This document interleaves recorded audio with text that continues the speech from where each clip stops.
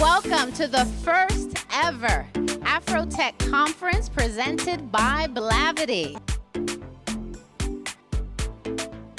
How y'all doing? I'm Cedric Rogers. I am the CEO and co-founder of Looklive. And I'm here tonight, this evening, to share with you all about my journey from Apple to entrepreneurship. Morgan told me to come up here and keep it 100 with you all, so I promised I would. I most recently was included in this article from the Huffington Post, 25 Black founders making moves in tech. And while it was on my birthday, no doubt, it was a wonderful surprise. I wanted to tell you guys that this means nothing. You can't buy into the hype. Many of you all want to come and create companies, and I applaud you. But you have to understand that this is a very hard process. And it will not be easy any step of the way. And the thing that I've learned most is that you have to be humble and focused. And more importantly, you have to build something that people really want. The things that have mattered most to me in my process have really been my foundation, starting with my faith, my family, and friends.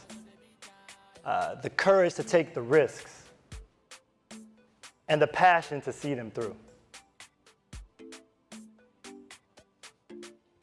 I'm originally from Houston, Texas, home of Beyonce, Ivy Park, and yes, the land of chopped and screw. So these are my parents, James and Diane Rogers. They moved from East Texas to Houston, Texas, after finishing from Prairie View A&M and Texas Southern University. They instilled in my sister and I a discipline of hard work, integrity, and more importantly, giving back to the community. And my mother, she gave me this sense of faith and told me at a young age that I could do all things through Christ who strengthened me. And I believed her. So much so that I thought I was Superman. Really thought I would be able to fly and see through walls, but that didn't quite happen, and she explained to me the real deal.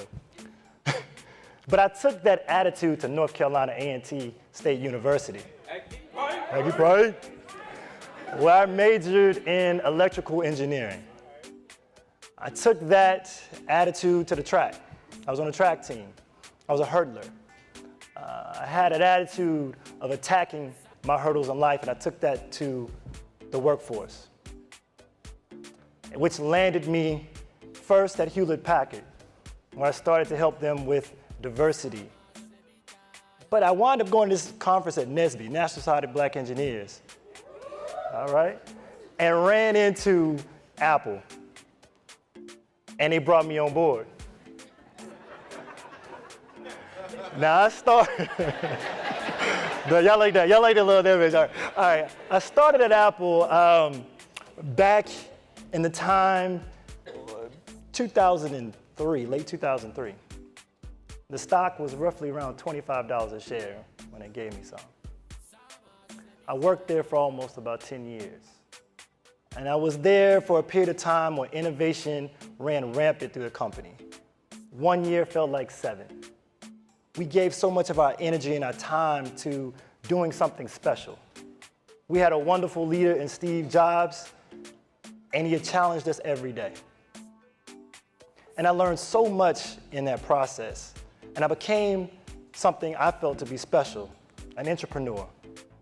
I started to learn how to build special projects on my own. And I got these special privileges one simple way: email. I literally started to reach out to executives within the company. Steve Jobs himself, Tim Cook, John Couch, Greg Joswiak. I would write these guys and I would tell them like who I was, what I was working on, my ideas. And they started to believe in me. Who is this little black kid? But what happened on the way through all this process is that they started to actually let me do some of these things. One in particular that was probably the largest that I worked on was when the iPad rolled out. I used my athletic background to actually start working with athletic associations, starting with the University of Georgia. We got them on the iPad to where they moved their playbooks and their video analysis to the device. The entire team had iPads. It became the catalyst of what we saw with every NCAA university in the country, and then we took it to the NFL as well. So I literally had a job where I was flying around the country, standing in the middle of a football field. It was the coolest thing ever. But it's all because I challenged and I asked for it. So once I got on the roll, I said, well, let me go do this Apple University thing y'all got going. They said, okay, Cedric. And I took it from there and I said, well, let me just go get my real MBA. So I went to Emory University where I received my MBA. And I learned two very important things there. One was this word of emotional intelligence, how to be a leader, how to connect to people. I had no real clue of that. Second was building out a brain trust, finding those top 100 people that you could even find here at a conference like this to start networking with that had experiences that I didn't have. As an example, here's some people in my brain trust. Chris Lyons. Hey, my brother in Phi Nu Pi. This brother let me crash on his couch when I needed it. And he introduced me to another brother, Nate Jones, who also was a straight shooter, founder of Ag Local. Great advice. Give you that advice that you didn't want to hear, whether you wanted to or not. And then, of course, Michael Seibel, who some of you might have saw earlier. Michael told me no twice, but he made me better each time and became someone that I could come to become a better entrepreneur. I would encourage you, as you are here this evening, this afternoon, to look for people like this. Because entrepreneur to me, as a word, only means one thing, and that's passion. To be able to give yourself to something that you believe in and work for it tirelessly. Like this man. There's two entrepreneurs that mean a lot to me in my life, starting with Steve. There's a video I want to let you guys hear. It's real short, but it really encapsulates his mindset. And I think it would help you, and it always helps me. So the thing I would say is, when you grow up, you tend to get told that the world is the way it is, and your life is just to live your life inside the world, try not to bash into the walls too much, try to have a nice family life, have fun, save a little money. But life, that's a very limited life. Life can be much broader once you discover one simple fact, and that is everything around you that you call life was made up by people that were no smarter than you. And you can change it, you can influence it, you can build your own things that other people can use. And the minute that you understand that you can poke life and actually something will, if you push in, something will pop out the other side, that you can change it, you can mold it, that's maybe the most important thing. First time I heard this video, it just like lightning struck in my life. Because if you guys look around in this room, everything was made by another man or woman in this room, except for the air we breathe. And so you have to wonder, why don't we see us making more? It's just because our attitude, what we want to make, sometimes is more creative. But they're tangible things we can make. And we won't break through until we have passion. And there's no better representation of that than a good friend of mine, an advisor, and even my co-founder, Paul Judge, Dr. Paul Judge, if you don't know him. This brother is a PhD computer science from Georgia Tech, undergraduate at Morehouse College. He has done so many wonderful things. He's had 2 successful exits, and he's actually now founded another company called Luma. And they've raised over $40 million from Amazon, Best Buy, and Andreessen and Horowitz. He is a perfect example of a passionate, hardworking entrepreneur. And it was this one particular moment when he was at Morehouse College, sharing with the brothers there, that over the last 10 years, Mark Zuckerberg has made more money than every NBA player combined. I was like, wow. And I was still at Apple. I was like, oh, I'm doing this wrong. So I said, you know, I want to move from being a consumer to a producer to an investor. And Paul said, you know what, Cedric, you're living the same challenges as most of us. It's called the dreamer's dilemma. See, either you can risk chasing your dreams, or you can have the safety of working on someone else's. Question is, which one you're gonna choose?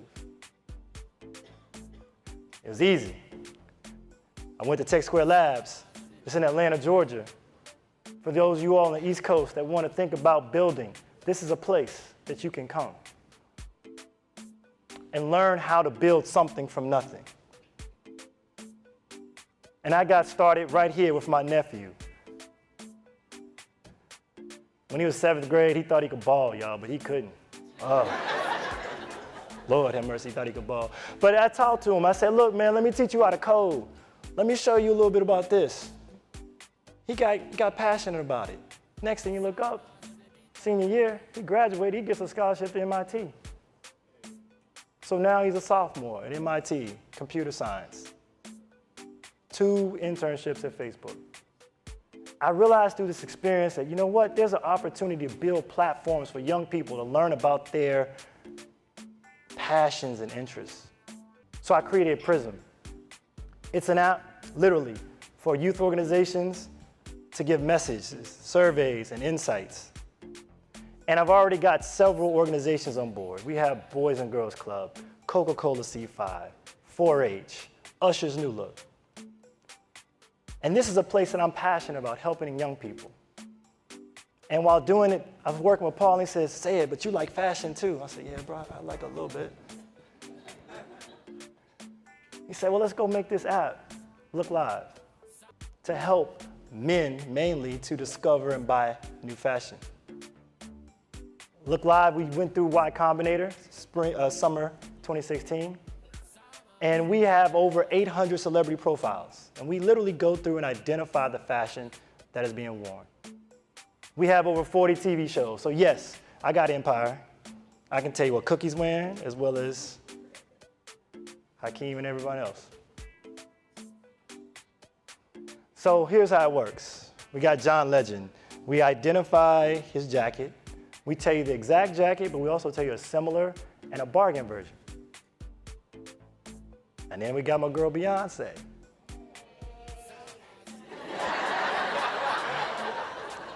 We tell you her outfits, we give you those exacts. And then might as well go and throw in Solange too, right? Everybody in formation on that one, huh? Okay, I got you. So the app is really standing in a beautiful place. It's a website and it's an app, and I would encourage you all to download it like now, and give us feedback, really, honestly. But what we're trying to do with this is stand at the intersection of culture and technology. Because see, understand something very clearly. Half of our users are international. We have so many people all over the world coming to look at our culture, our fashion. We're just trying to monetize it. So, I'm coming to a close on this. How many of y'all know the answer to this question? Who launched the first network to reach 1 million people? Omar, huh? Y'all went right to it. Y'all know who Omar Warsau is? Omar Warsau is a brother from New York. Went to Stanford University, majored in African American studies. He understood culture. He created BlackPlanet.com. See, y'all, don't let this history be fooling y'all. See, we had the first social network with over 1 million people on it. All right? Don't be fooled. And let me tell you about Omar. I'm gonna tell you how Omar was so dope. He actually went and created Mi Gente and Asian Connect as well. So don't be fooled. And understand that Blavity is standing on the shoulders of this. This movement is real. What Morgan is doing is real. And that's why it's important that y'all continue to support her and her team and help this continue to grow. I gotta leave with one last entrepreneur. Uncle Russ, right? That's what they call him. This brother has been interviewed many a times to share about the entrepreneurial exploits he's had. And this came out of the Huffington Post. He gave what he called the entrepreneur mindset.